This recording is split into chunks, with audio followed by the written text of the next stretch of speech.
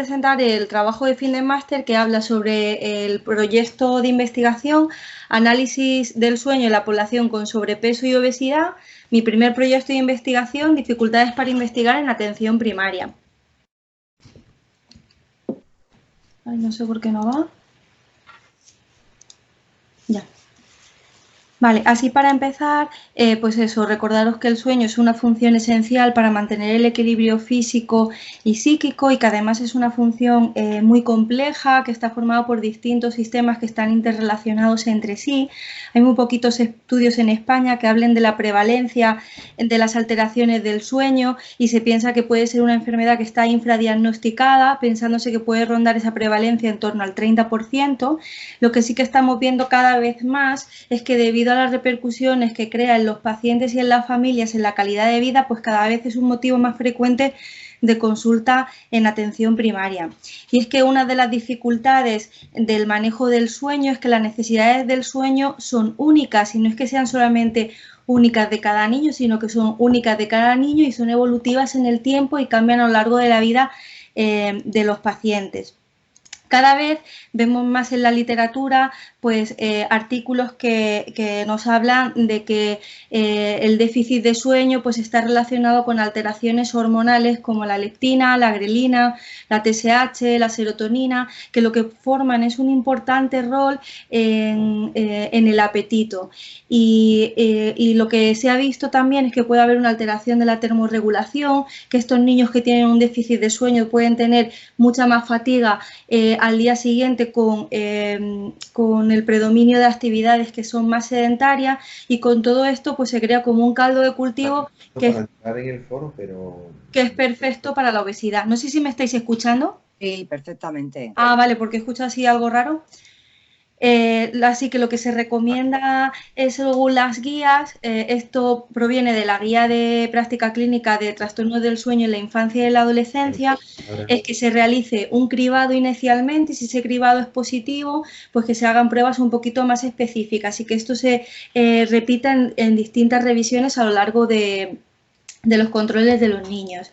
De la enfermedad, de la obesidad solamente voy a decir 2 o 3 cositas, ¿vale? Que es una enfermedad crónica y multifactorial, que tiene una elevada prevalencia, de tal forma que ya en los últimos años estamos hablando de una epidemia de obesidad y de un problema de salud pública. Yo mando 2 estudios que se han realizado en España en el que se puede ver ese aumento de la prevalencia. Es una enfermedad con alta comorbilidad y sí que me quiero detener un poquito en esto de lo del círculo vicioso tic-sueño. Estamos en una sociedad en la que cada vez usamos mucho más las tecnologías. Sí que se está empezando a decir y están empezando a aparecer estudios que nos dicen que ese consumo de tecnologías pues, puede provocar alteraciones en el sueño. ¿Qué es lo que ocurre? Que nuestros niños se siguen teniendo que levantar para ir al colegio, lo cual ese despertar que están teniendo los niños no es un despertar fisiológico, es un despertar provocado por alarmas, por los avisos de los padres. ¿Y qué es lo que estamos haciendo? Estamos generando un déficit crónico de sueño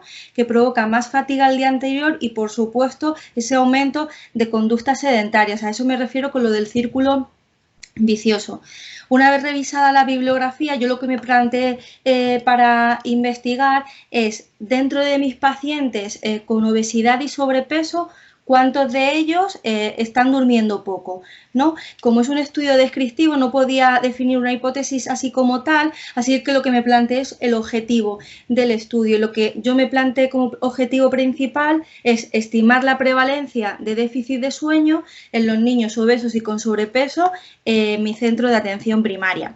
¿Qué otras cosas me parecieron importantes que se podían aprovechar para estudiar? Pues me parecía importante no solamente ver el déficit de sueño de los niños, sino ver qué tipo de alteraciones del sueño podían tener.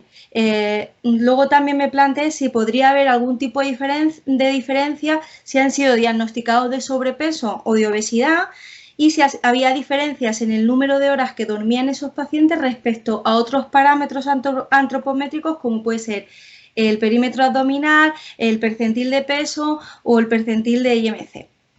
Esto es lo que me ayudó a describir los distintos objetivos del estudio. ¿Cómo pensaba hacer el estudio? Pues lo que pienso hacer con el estudio es un estudio de tipo descriptivo. La población con la que cuento, yo trabajo en un centro de salud que está formado por 3 consultas de pediatría, o sea, damos una asistencia a 3.167 pacientes pediátricos. A esos 3.167 pacientes voy a buscar aquellos que tengan una edad comprendida entre los 2 y los 14 años, me da igual el sexo que tengan, pero sí que voy a establecer para definir sobrepeso un percentil de IMC mayor o igual a 90 para el sobrepeso o un IMC mayor o igual a 97, pero con la gráfica de Hernández y colaboradores del año 1988. ¿A qué pacientes voy a excluir? Aquellos que no cumplan el criterio de edad, los que ya hayan cursado el cambio a medicina de familia, los que no firmen el consentimiento informado, aquellos en los que haya dificultad de comunicación, los que no vengan acompañados de un tutor legal y todas aquellas patologías que en sí mismas pueden provocar alteraciones del sueño. ¿Cómo decidí buscar a los pacientes? Pues para buscar a los pacientes utilicé el programa de consulta web, es una aplicación que tenemos en la Gerencia de Atención Primaria de Madrid, en el que a partir del CIAS de cada profesional nos facilita una lista con todos los CIPAs de los pacientes con los criterios que hemos marcado. Entonces yo para hacer la búsqueda de consulta web lo que hice fue marcar estos criterios de búsqueda. ¿Cuáles son los resultados que obtuve? Pues obtuve 77 pacientes obesos y 104 pacientes con sobrepeso. Llegado a este punto yo ya me di cuenta de que teníamos un problema, ¿vale? Porque si estábamos hablando de una enfermedad en la que estamos diciendo que la obesidad y el sobrepeso pues tiene una alta prevalencia y yo tengo a 3.100 pacientes, pues me esperaba encontrar muchos más pacientes con obesidad y con sobrepeso. Entonces, un problema claro o bien de que tengo a esos pacientes y no los tengo codificados, o bien tengo a muchísimos pacientes con obesidad y con sobrepeso que están infradiagnosticados dentro de mi población. Entonces, lo que hice fue hablar con el comité local de investigación, le dije los resultados que tenía y lo que ellos me ofrecieron es que no me podía obviamente inventar a los pacientes que había capturado, y lo único que podía hacer es que si quería mantener un estudio con un nivel de confianza al 95%, tendría que asumir un error de precisión un poquito más alto de lo que se suele aconsejar. ¿Cómo pretendo yo solucionar esto? Pues lo que pensamos fue que podíamos intentar llamar a todos estos pacientes que hemos capturado por consulta web vía telefónica, ¿vale? E intentar captar a todos los pacientes de nuevo diagnóstico que se consigan desde enero a septiembre del año 2020, de tal forma que podríamos aumentar el tamaño muestral y probablemente mejorar ese error de precisión.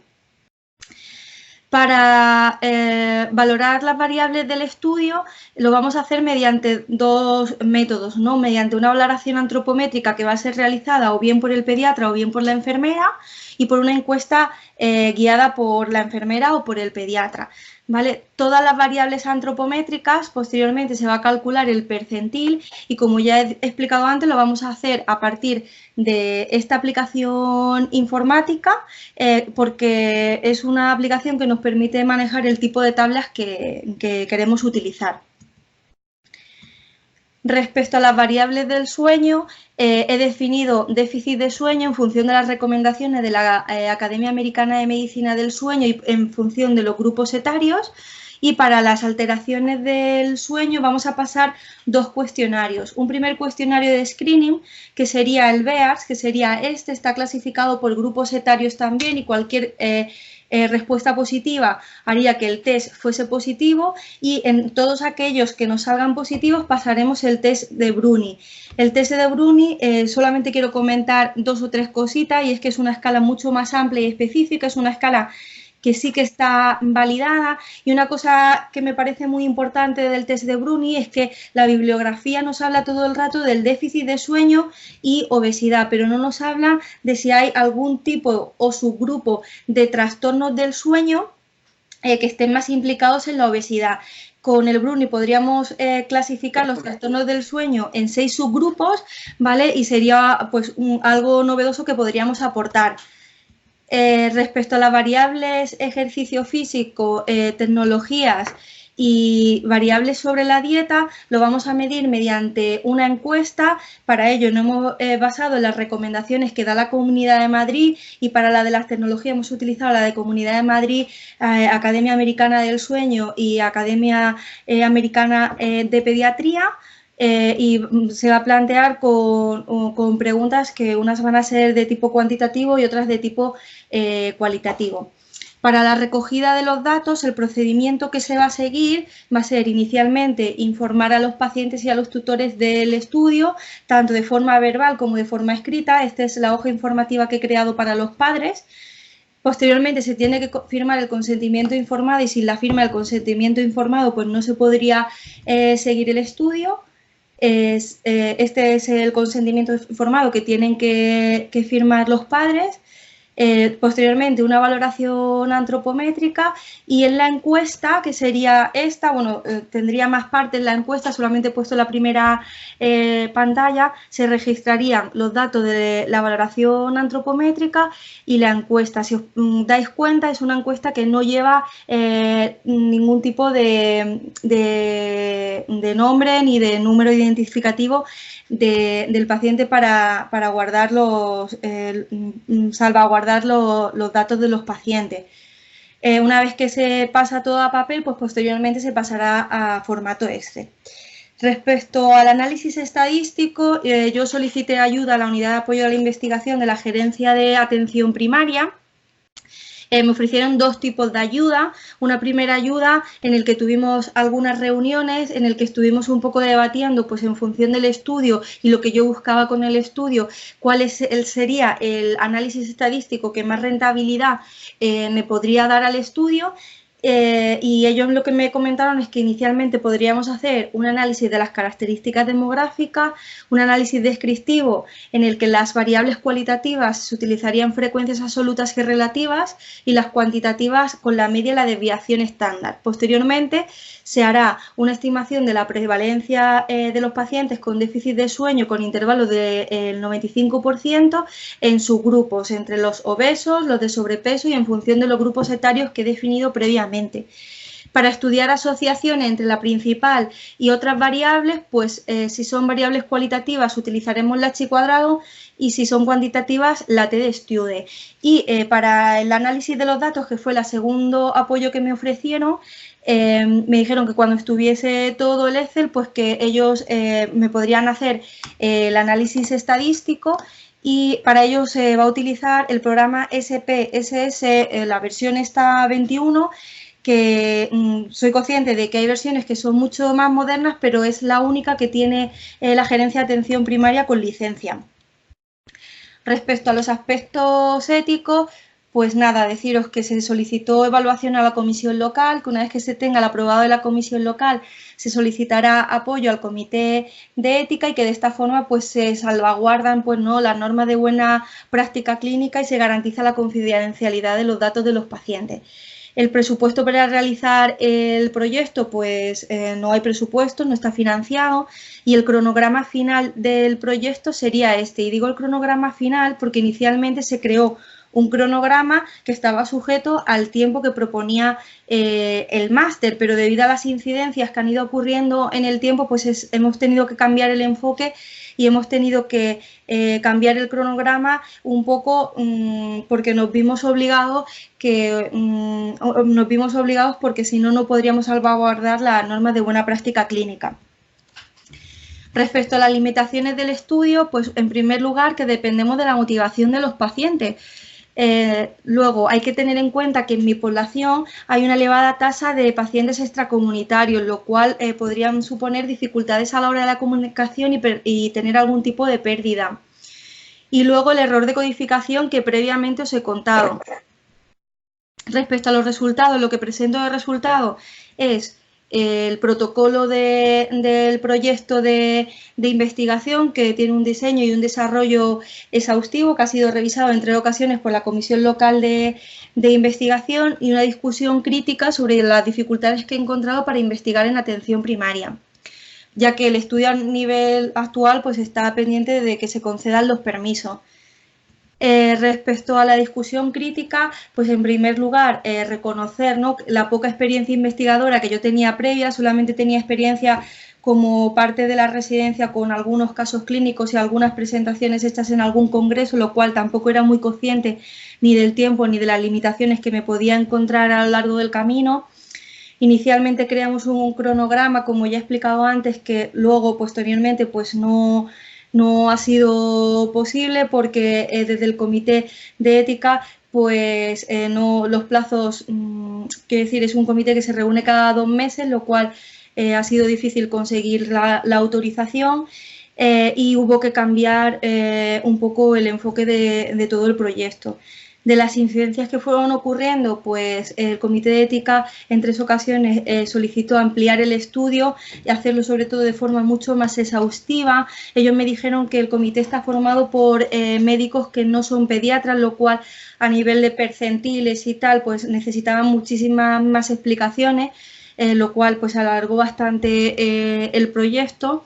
Luego hubo que ajustar el protocolo del máster al protocolo y el esquema que proponía la Comisión Local de Investigación, y tuvimos que crear las hojas informativas y los consentimientos informados, porque desde el comité local se nos dijo que este tipo de estudio tenía que ir acompañado de esta información y del consentimiento para poderse realizar. Luego ya por último, pues que he necesitado la colaboración de otros muchos profesionales, sobre todo pues los de mi tutora y los de los técnicos de la Comisión Local de Investigación, que me han aportado muchísimas ideas y de los que he aprendido muchísimo. Y luego pues decir que el Centro de Salud se le presentó el proyecto y en el Centro de Salud se dio la aprobación para que pudiésemos hacer el proyecto, pero solamente tras tener la evaluación positiva del Comité Local de Investigación y del Comité de Ética. Como conclusiones, pues eso, que se puede investigar en la atención primaria preservando las normas de buena práctica clínica, pero que para ello se necesita más tiempo del que ha ofrecido el máster, y que en atención primaria pues contamos con una estructura investigadora de apoyo, aunque parece ser que en mi dirección asistencial pues no está formada por pediatras. Y ya para finalizar solamente quería hacer una reflexión personal, ¿vale? Que es que la ideación de este proyecto pues la verdad es que me ha motivado muchísimo, pero es cierto que la inexperiencia investigadora pues ha hecho que en ocasiones sea un trabajo bastante duro y muy frustrante, pero que como evaluación personal pues me siento muy tranquila, y creo que ha sido una evaluación muy positiva, porque aparte de que he aprendido muchísimo sobre el sueño, muchísimo sobre la obesidad y muchísimo sobre investigación, pues lo que siento es que se me ha abierto como una puerta a la investigación al saber que, bueno, al saber y al conocer pues las estructuras y las herramientas con las que cuento desde atención primaria, y eso es todo. Mira, bueno, una cosa que te quería comentar me parece muy interesante. Luego me parece que aunque a ti te ha resultado difícil y no me extraña, me parece que has tenido la oportunidad de hacer un aprendizaje que muchos pediatras de mi edad nos ha costado muchos más años, porque es cierto que todos nos creemos que es sencillo investigar. No es sencillo, pero me parece que solo el haber aprendido a hacer un proyecto de investigación desde el minuto cero, de hacerte una pregunta de investigación y de desarrollarlo y poderlo hacer, aunque no haya sido en tiempo, es muy importante. Yo creo que muchos pediatras de primaria no conocemos la unidad de apoyo a la investigación, tampoco sabemos que hay una comisión central de investigación en Madrid de atención primaria. Por cierto, voy a aprovechar, porque yo soy vocal de esa comisión, y que no hay pediatras, porque cuando se ofrecen, que suele ser por concurso de méritos, desgraciadamente hay pocos pediatras que se presenten. Desde aquí te animo de verdad a que la próxima vez que en tu comisión local o en la comisión central busquen un pediatra asistencial, te presentes. Yo no tengo ningún mérito, es que cuando hubo la última convocatoria de la Comisión Central de Investigación, solo me presenté yo. Vale, y es verdad, sí, es cierto, parece muy difícil, pero a mí sí me gustaría transmitir a todos los que me estáis oyendo que esas unidades están para apoyarnos y para hacer las cosas muy bien. Entonces, yo la verdad es que me sentí súper apoyada, me explicaron muchísimo, he aprendido muchísimo con ellos y con sus reuniones, la verdad es que nada más que por eso ya me siento feliz. bueno, has aprendido cosas que en 30 años no se aprenden. Entonces, Esto es lo que suele suceder cuando uno hace el primer estudio, ¿eh? Lo importante es no flaquear y de verdad que enhorabuena por tu perseverancia. Y yo solo tengo una pregunta. Sí, ¿Piensas llevar adelante? Después claro, de lo que por has supuesto. luchado, lo vas a llevar O adelante. sea, mi intención es seguir adelante y bueno, pues intentaremos pedir alguna beca o Claro alguna que cosa que nos pueda ayudar a presentarlo en algún sitio si lo podemos presentar y a seguir adelante, claro que sí. Y además tengo el apoyo de mis enfermeras y mis compañeras, o sea que vamos todas. es muy bonito y ya verás cómo todo sale adelante. Otra pincelada es que a veces nos quejamos de registrar y no registramos bien y tienes toda la razón. También es verdad que depende mucho del nivel sociocultural, la prevalencia de sobrepeso y obesidad, como bien sabes. Hay zonas como la mía, donde yo trabajo ahora, que es Pozuelo, que tengo una prevalencia bajísima y otras, como trabajé antes, que es mucho más alta. Pero es verdad que a veces, por la presión asistencial, pues no registramos todo lo que deberíamos. De verdad que enhorabuena y adelante. Muchísimas gracias. ¿Algún vocal quiere preguntar? Isabel, José Bueno, Ángel. quiero también felicitarte, Alba, porque la verdad es que me parece excelente. El tema es de mucha actualidad y además metodológicamente impecable. O sea que reitero un poco pues lo que ha comentado María Luisa. Yo creo que nos has explicado muy bien todas las dificultades que tenemos para investigar en la atención primaria. Los que hacemos investigación nos encontramos con muchas trabas, pero que también serán en el hospital, solo que en el hospital quizá hay más tradición de investigar, pero por eso hay que romper barreras y seguir adelante porque se puede hacer, como tú bien has dicho, se puede hacer investigación en atención primaria. Y yo creo que, bueno, pues seguir adelante te animo y bueno, nada más. La verdad es que Muchísimas gracias. solo con esto, con la metodología que has aprendido, pues ya tienes muchísimo ganado y para nada te tienes que sentir frustrada porque ha sido un trabajo excelente. Gracias. Bueno, yo quería reiterarte un poco lo mismo. Quiero decir, ya lo he dicho antes, en atención primaria se puede investigar, pero es que los problemas que has tenido tú los hemos tenido todos cuando hemos empezado a investigar. Y yo, sobre todo, el comentario, lo que te diría es, sigue adelante. O sea, sigue adelante porque aunque te parezca que ha sido muy dificultoso, también te va a dar grandes satisfacciones. Y además, el tema que has escogido es que tiene un campo de investigación que puede ser muchísimo más amplio de lo que tú ahora en este mismo momento estás viendo. Tú te planteas las dificultades, pero se pueden analizar muchas cosas. Dentro del programa de salud infantil, el sueño, que cada vez se habla más, pero en el fondo está infravalorado. No preguntamos tanto, por las razones que fuesen, ¿no? Pero yo creo que aquí hay cosas que debes de continuar investigando y profundizando. Adelante, y yo creo que el trabajo este tiene muchas más miras de los que tú en este momento puedes pensar. Felicidades. Muchas gracias.